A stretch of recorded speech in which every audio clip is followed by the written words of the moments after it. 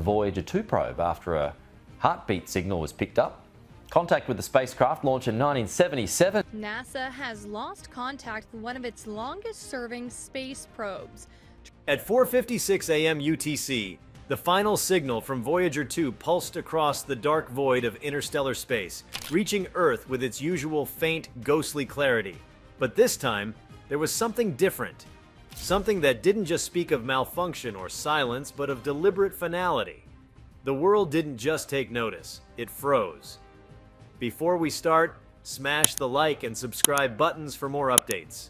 For nearly 5 decades, Voyager 2 had been the silent cartographer of our solar system and beyond, carving humanity's name into the fabric of the unknown. It had long surpassed every expectation set for it, from its initial flybys of Jupiter, Saturn, Uranus, and Neptune, to its plunge into the interstellar medium. It had become not just a spacecraft, but an ambassador of Earth, carrying the golden record, a capsule of human culture, farther than anything ever built by human hands. What made this final message so shocking wasn't that it arrived, it was what it contained. The transmission, when decoded, bore patterns that didn't match the diagnostic data, location updates, or system health signals the probe had sent routinely for decades. It wasn't a farewell, it was a statement. A structured, encoded message that bore the hallmarks not of a machine's failing mind, but of an intentional communication. Every major observatory, deep space antenna, and scientific institution locked their attention onto the signal. The Deep Space Network scrambled to recheck everything. And then, silence. Governments convened emergency meetings. Military satellites were redirected. Not because Voyager 2 had become a threat, but because no one had an explanation for what it said. Because no one believed it could say anything like this at all. Space agencies had long anticipated a moment where Voyager's power supply would finally deplete. That end was calculated to occur gradually and predictably, with science instruments shutting down one after the other. But this was a clean break. A clear, decisive broadcast followed by total silence. The transmission had rhythm, mathematical symmetry, an echo of intelligence. But whose, or what? Those with clearance to hear the message directly reported its mathematical signature first. Prime numbers, Fibonacci sequences, binary conversions of pi, golden ratios. It was a tapestry of orders strung together in ways that indicated not randomness, not failure, but intention. Voyager 2, a probe designed only to observe, had become something else. It had spoken, not just to Earth, but about something. And whatever that something was, it stopped the planet in its tracks. No one could agree on a source. Had the spacecraft encountered something in the interstellar medium? Had its systems been hijacked? Its tiny, radiation-battered brain overwritten with a final act not of engineering, but of communication? Had it been turned into a vessel? Not for travel, but for a message that we were never supposed to decode until the right moment? It didn't matter that the message could not be definitively translated. The implications were enough. Something had reached across the unimaginable gulf of space and responded to humanity's longest leap. That little probe, drifting in the direction of Sagittarius, may have finally touched the edge of something else. Something awake. Power grids held steady, but hearts did not. All over the globe, screens lit up with words, translations, debates. Social media feeds became flooded with fragments of the message, diagrams of possible interpretations, wild speculations, and eerily consistent patterns emerging from independent analyses. The academic world stood paralyzed, caught between awe and disbelief. But what pushed the world past the edge was not what the message might have meant, but how it ended. The last few seconds of the transmission altered everything. The pattern that had started with mathematical constructs abruptly transitioned into a tone sequence, one that corresponded with the frequency range of human vocalization. Not just tones, intervals that mapped to phonetic structures. Something was trying to speak in a form we might recognize. A moment later, before any processing could confirm the linguistic mapping, Voyager 2 went dark, completely. No residual radio hiss, no last flicker. The finality was surgical. Some argued that it had finally run out of power, but engineers quickly debunked that. Even with its energy decay, it had enough in reserve for basic telemetry. That was the plan. The final experiments were to run in power-saving mode for at least another year. It wasn't energy failure. It was transmission termination. executed with precision. It was the precision that unnerved everyone.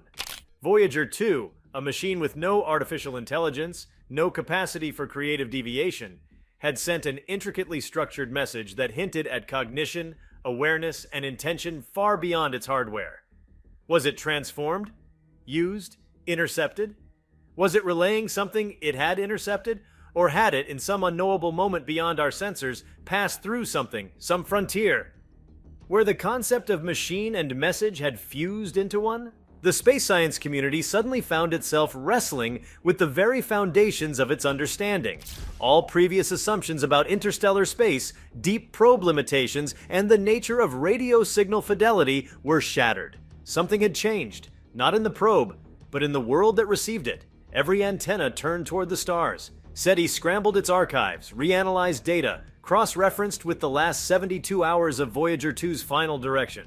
What was out there? What could have reached out, not only to take hold of a probe billions of miles from Earth, but to choose that precise moment to say, what? Hello? Warning? Goodbye? Theories exploded. Was it an intelligence native to interstellar space, waiting dormant until something crossed its threshold? Was the golden record the key, its symphony of Earth's hopes and culture, acting as a trigger, a beacon, or worse, a test? Had Voyager 2 completed some cosmic handshake? Or had it alerted something to our existence in a way we hadn't anticipated? Debate raged over whether the message was a response or an invitation. Others feared it was neither, something else entirely, something beyond binary thinking. The unsettling part wasn't just that we received a message, it was that it came through an object built by us. It meant we were involved in its origin. And the moment that became clear, Earth's perception of isolation collapsed. Astronomers watched for light distortions, energy fluctuations, anything to indicate that something else had followed Voyager's path. Nothing did. No anomaly, no incoming signal, no vessel. And yet no one could sleep. This wasn't just another space milestone. This wasn't another marvel of human engineering or natural discovery. This was a rupture. Something pierced the narrative of human separation from the universe. Voyager 2 had been the furthest extension of ourselves, and it had spoken. Not just from the edge of our reach, but from the other side of something no one had prepared for. Time seemed to slow in the days that followed. Not because the clock stopped, but because attention did. Governments didn't announce martial law. Religions didn't declare prophecy fulfilled. But silence took on a new weight. An unease spread, subtle but universal. People stared at stars not as points of light, but as potential listeners. The boundary between observer and observed blurred. Schools paused science curricula to reorient. Universities canceled scheduled lectures to hold emergency forums. Not because people panicked, but because the veil of ignorance had lifted. Something had looked back, or worse, something had spoken through the very thing we built to speak outward. Voyager 2's final message wasn't noise, it was structure, intention. The first proof that the void was not empty, and perhaps even more unsettling, it chose now. Voyager 2 had been traveling for 48 years, a near half-century journey without deviation. That timing wasn't coincidence, it was part of the message. A delay so long, so perfectly timed, suggested forethought or orchestration beyond our comprehension. It was as if the universe had set a clock, and when the hand struck the right hour, it used our own device to ring the bell. There was no precedent. Nothing in scientific history prepared us for a machine's transformation into a message. It wasn't evolution. It wasn't software. It was emergence. The silence that followed only deepened the gravity of that realization. A single message, a single breath across the endless cold, and then nothing. It didn't feel like the beginning of contact. It felt like a judgment, or a passing. That message was not for politics, or science alone. It was for humanity. A mirror turned not toward our nature, but toward our place. We had sent out a call, and after decades, something called back. Not with noise, not with static, but with clarity so sharp it stung. And now, it was gone. The signal stopped the world not with fear, but with understanding. A brief crystalline flash of knowing that we were not alone, not even in our solitude. And whatever came next, it would not be ours to control. Voyager 2 had reached the edge not just of space, but of meaning. And when it spoke, it left us changed. No one knows what will come. But in the moments that followed that last signal, the world stood still. not in terror, but in awe.